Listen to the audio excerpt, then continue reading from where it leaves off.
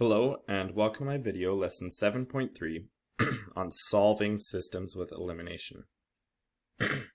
So in 10C we will be asked with written response to solve using algebraic processes.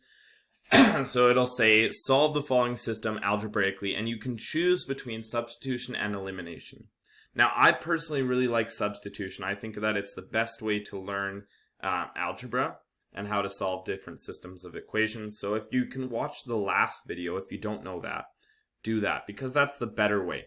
Now this way is helpful for some cases, and I'm going to go through and show you some examples of where this can speed up the process. But it's hard to understand why this works, and that's why I recommend starting with substitution. And if you're going to learn one over the other, learn substitution. It is better mathematically. Okay, so we're going to talk about elimination. So what is elimination? Well, basically you're going to subtract one equation from the other. So basically we're going to take this and we're going to make it a subtraction statement. Okay, now the key here is wherever the equal sign is, you have to kind of draw a line, and that's where your equal sign has to be in your new equation. Okay, so be careful about that. That's where equal sign has to be.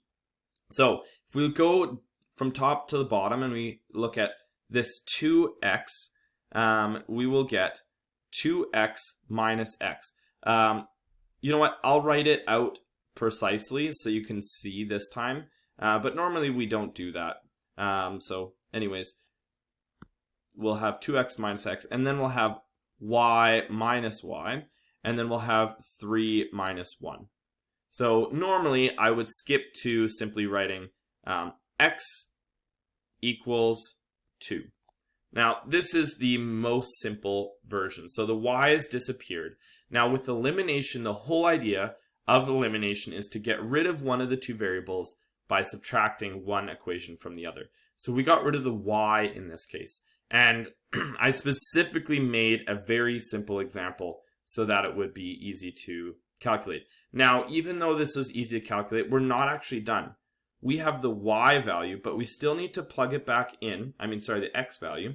But we still need to plug it back in to solve for our y. So we're going to put it back into there. So 2 plus y equals 1.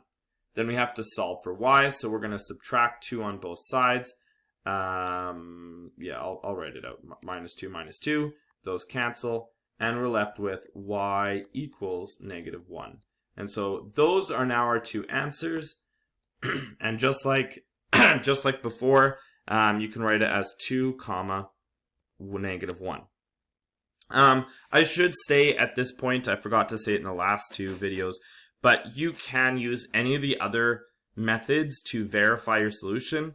But when a question, like to check to see if you got the right answer, so you could graph it to check.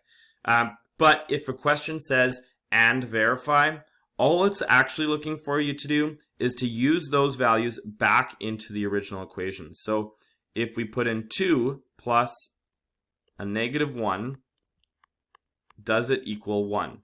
Well, yes, it does. Then we try it in the next one, so 2, and then we put a 2, and then we put a -1 equals 3.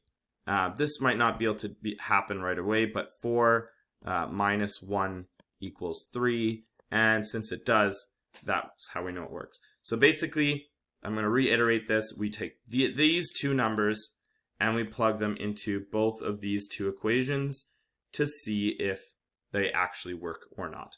So when it says and verify, that's what it's looking for. Verify. This is what it's looking for. Okay, we're going to try this again in our next example. We're going to subtract one equation from the other. We're going to make it more and more complex. This one is fairly straightforward because, again, the y's are going to be able to cancel. But now we're going to have 2x, we're going to have -7 and equals 0.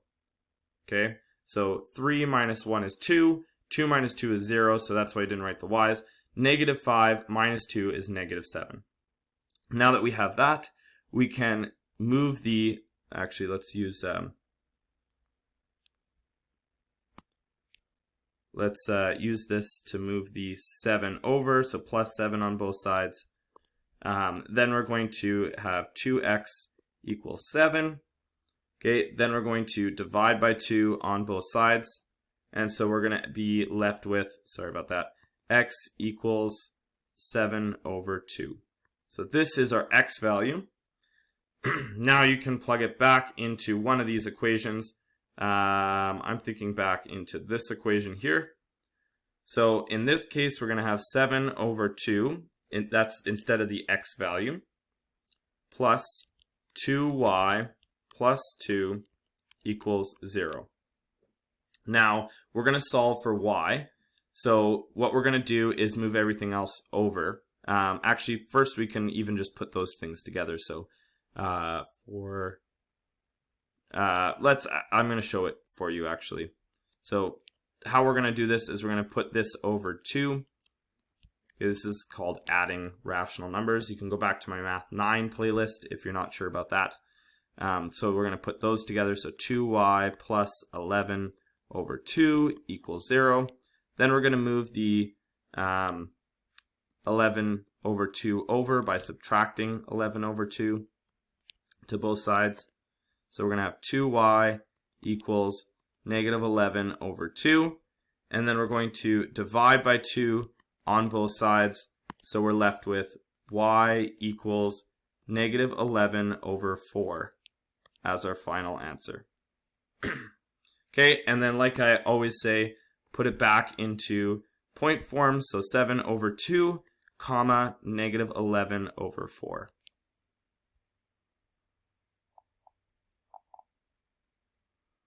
All right.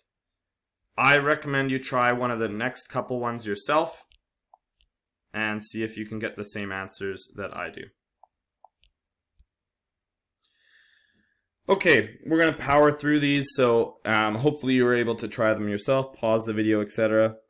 Here, what you're going to notice is if we just subtracted, you wouldn't actually cancel anything. So instead of subtracting by just a 1 of everything, we can subtract by 2 of everything because that'll get rid of our y's. So now if we do that, we're going to multiply by 2 everywhere and then subtract it. So, yeah, I'm just going to rewrite it out so that it's very clear for you guys. This is negative 2, well, yeah, negative 2x, negative 2y equals positive 4. And so those are being added to that, okay? So if those are being added, we're left with 2x 0y equals 4. Okay, and then we're going to solve for x, so we're going to divide by 2 on both sides. So then x equals 2, which is fantastic. And now we can plug that back in to here and solve for y. So we're going to be left with 2 plus y equals negative 2. Just to be clear, this 2 is from there, the red one that we just got. Okay, then we're going to move that 2 over. So we're going to subtract by 2 on both sides. Now we're going to be left with y equals negative 4. And that is our final answer. And we're going to write it as 2 comma negative 4.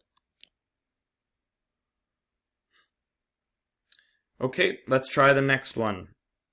So here you can see that our y's and our x's are on the wrong side of the equal sign. But that's okay. All you have to do is move stuff over. So we're going to move this x over to there, and then we're going to subtract.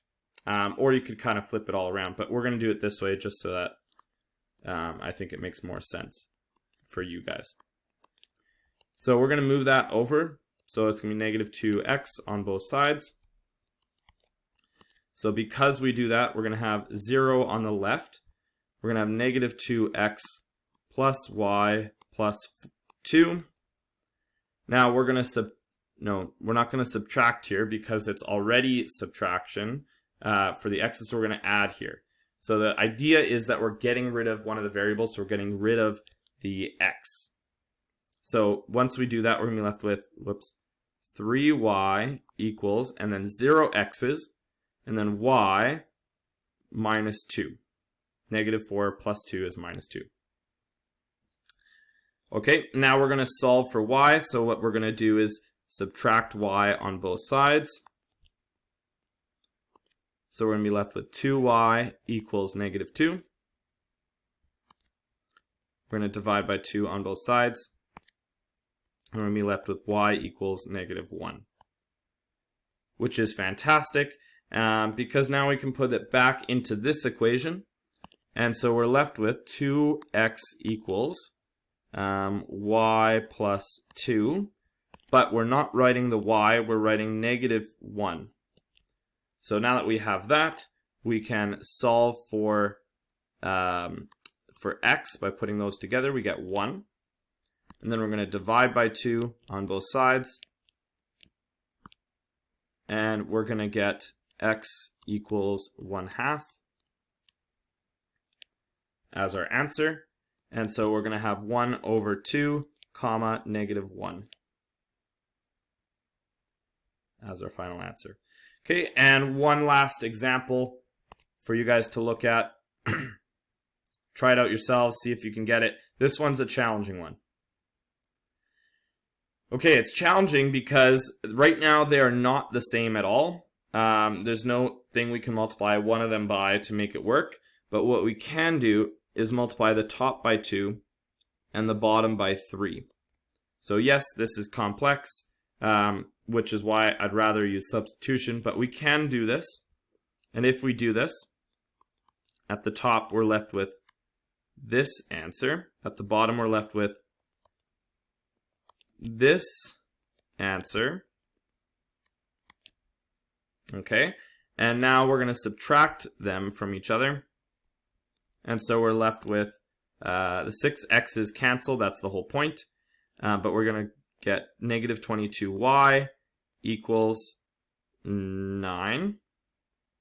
And we're going to divide by negative 22. And yes, we're getting a weird fraction. So, watch out. But it's y equals negative 9 over 22. That's the value we have for y. Now we plug that back into one of these equations.